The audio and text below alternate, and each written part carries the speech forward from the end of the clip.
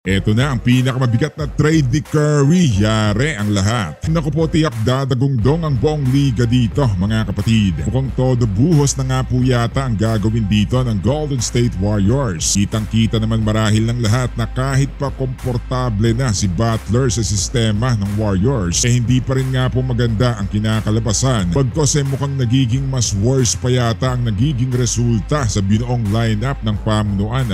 Hindi rin nga po natin masisisi ang Warriors team dahil gusto nga lamang po nila na maremedyohan ang nakikita nilang butas sa kanilang team. Pero mukhang maliwanag pa nga po sa sikat ng araw kahit pa nag-uumpisa pa nga lamang ang liga na nagkamali sila. Kaya habang maaga pa dapat talaga ding maisaayos na, di ba? Paano ba naman kasi mga kapatid, mukhang tumbok na nga po ng Warriors ang kahinaan ng kanilang team. Kaya eto na marahil ang isasagot nila para matapalan din agad ang butas na nakikita nila. Sa ayaw man nga po o sa gusto ng lahat, pero mukhang isa nga lamang po yata ang pinapahiwatig sa atin ng Warriors. At mukhang mabigat nga po talaga na desisyon to dahil medyo prone din talaga sa injury ang mamang to. Hindi na nga po tayo magpapaligoy-ligoy pa, ang tinutukoy nga po natin na punterya ng Warriors itong si Anthony Davis. Ine-expect nga po ng lahat lalo na sa Dallas na iti-trade talaga nila si AD. Ang malaking katanungan nga lamang po dyan kung sino ang sasalo sa mamang to. At isa nga po ang Golden State sa pwedeng mag-eksperimento para dito kay Davis. Pero ang hindi nga po magugustuhan din lalo na ng mga solid fans ng Dubs itong malalaga sa kanilang team para lang makuha ang serbisyo ng isang AD dahil kasama nga po si Draymond Green, Kuminga, maging si Buddy Hield at isang 2028 first round pick. Makukuha naman ng Warriors sina AD at ang batang si Brandon Williams. Pero take note mga kapatid, makukumpleto nga po ang trade kapag sumapit o matapos na ang January 15, 2026. Kapag nga po naisa katuparan ang proposed trade na to, paniguradong malaking tulong to para sa Dallas para maibsan ang butas nila kay AD sa pagiging prone nito sa injury. At tuluyan na rin nga pong maging mukha si Cooper Plug ng Dallas. Para sa Warriors naman, etong malaking trabaho to kung saang posisyon nila ilalagay si AD para mabawasan ang pagiging prone nito sa injury at kung magiging limitado din ba ang minuto nito. Nang sa ganon kapag walang major injury na mangyari, baka gawin lang din nilang asset to para sa mas malaking trade na gagawin nila sa susunod. Pwede rin nga po ang pinakamalaking tinik nga lamang din po dito kapag hindi nga po sumang-ayon sa gusto nilang mangyari ang mangyari rin kay Davis.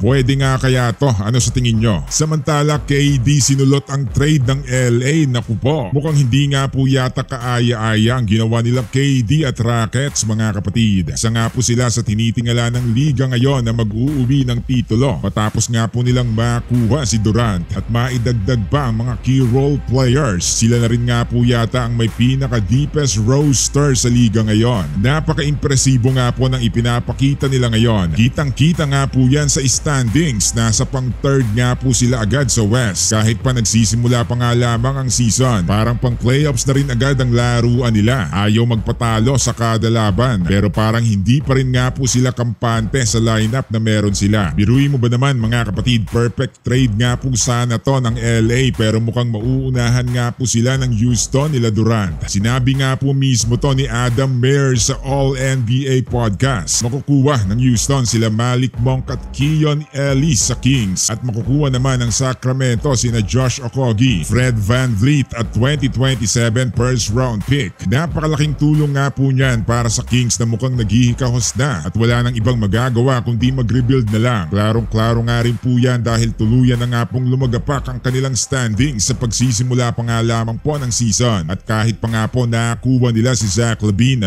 para naman nga po sa Houston, panibagong boost to sa kanilang team at tiyak na masusulit nga po nila ang trade na ganito dahil hindi nga po hamak na malakas pumuntos itong si Malik Monk.